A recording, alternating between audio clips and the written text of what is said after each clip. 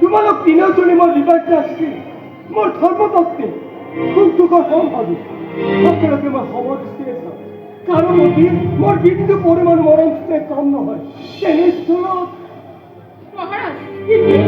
তাৰ মাজত কোনো কিছু নাই ৰাম লক্ষ্মণ ভৰত তেওঁলোক চাৰিজন ভাই ককাই একে পৃথিৱীৰ সন্তান মাতৃ হয়তো বেলেগ বেলেগ হ'ব পাৰে কিন্তু সকলোৱে তোমালোকক নিজ মাতৃ বুলিয়েই জ্ঞান কৰে তুমি বেবাচা হ'লেও জ্যেষ্ঠ পুত্ৰ ৰামচন্দ্ৰৰ প্ৰতি তোমাৰ মৰম বেছি কিন্তু হঠাৎ জ্যেষ্ঠ পুত্ৰ ৰামচন্দ্ৰৰ প্ৰতি তোমাৰ এনে কুদৃষ্টি কিয় ৰামৰ প্ৰতি জানো তোমাৰ অলপো মৰম দেৱম নাই হিৰাই লোৱা কৈছে এনে নিষ্ঠুৰ বৰ মই কেৱল তোমাৰ ভাগেই নহয় অযোধ্যাৰ অধিপতি ৰজা দশৰথ হিচাপে তোমাৰ ওচৰত হাত জোৰ কৰি প্ৰাৰ্থনা কৰিছো এনে নিষ্ঠুৰ বৰ তুমি উঠাই লোৱা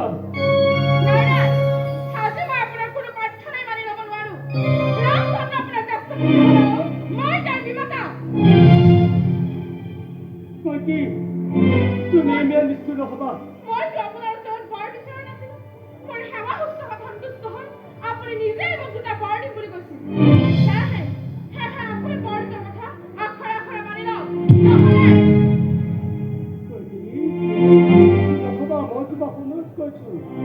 ৰাম লক্ষ্মণ ভৰত শত্ৰুঘ্ন একে পিতৃৰে সন্তান এই অযোধ্যাৰ সিংহাসনৰ প্ৰতি সকলোৰে সম অধিকাৰ আছে ইয়াৰ উপৰিও সূৰ্য বংশৰ নিয়ম অনুযায়ী জ্যেষ্ঠ পুত্ৰই সিংহাসনৰ একমাত্ৰ অধিকাৰী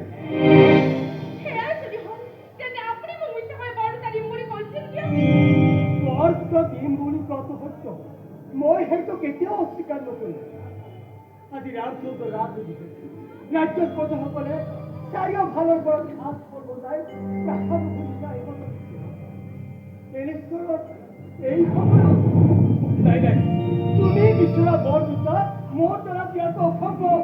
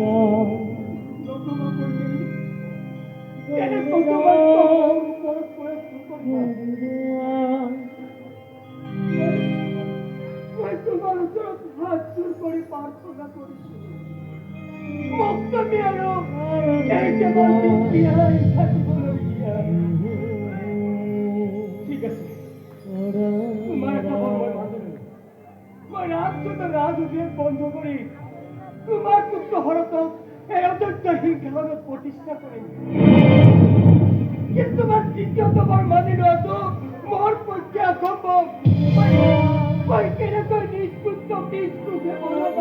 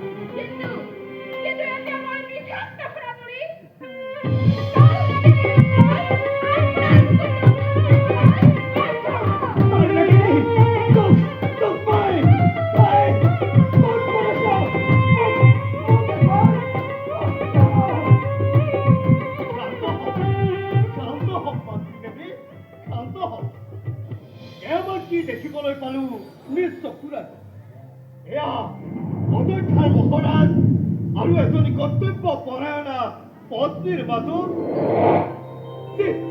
পিতাশ্ৰী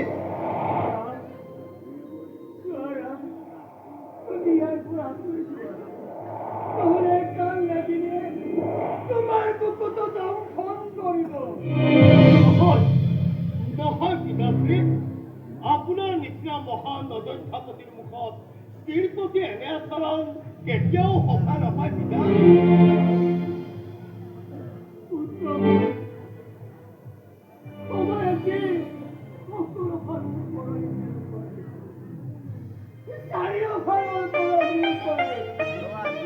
চাৰিওফালে চকুৰে মৰম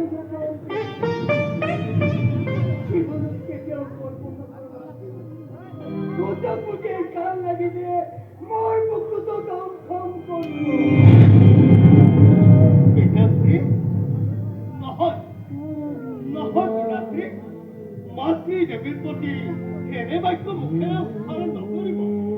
তেতিয়াহ'লে যে অযোধ্যাৰ মান সন্মান সকলো ডুবি যাব সাগৰৰ অতল গল্প। ৰাজ্যত দেখা দিব ঘোৰ অমংগল। কওক পিতাশ্ৰী, মাতৃ দেৱী আৰু আপোনাৰ মাজত কি কাৰণত এনে মতলৈক্য সৃষ্টি সেই কথা মই নিজ মুখেৰে প্ৰকাশ কৰিব নোৱাৰিম। কওক মাতৃ দেৱী, আপোনালোকৰ মাজত কি কাৰণত এনে মতলৈক্য সৃষ্টি হৈছে? কওক, নীৰৱ হৈ থাকিলে কিয়? সেই কথা মই ক'বলৈ যাম কিয়? সেই কথা তোমাৰ জন্মদাতা পিতাই ক'ব।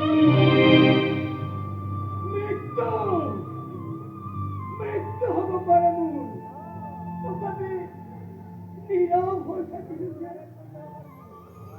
কাৰণ নিজ মুখেৰে প্ৰকাশ কৰিব নোৱাৰো আৰু বেছি হৈ নিজ হাতে নিজ পুত্ৰ বলি দিব নোৱাৰো। কওক পিতাশ্ৰী, কি এনে কঠিন দণ্ড হ'ব পাৰে? আপোনাৰ কৰ্তব্য ধৰ্ম বচন পালনৰ অৰ্থে সেই দণ্ড মই হাঁহি হাঁহি গ্ৰহণ কৰিম। পিতৃৰ আদেশ পালন কৰাই যে পুত্ৰৰ একমাত্ৰ শ্ৰেষ্ঠ ধৰ্ম।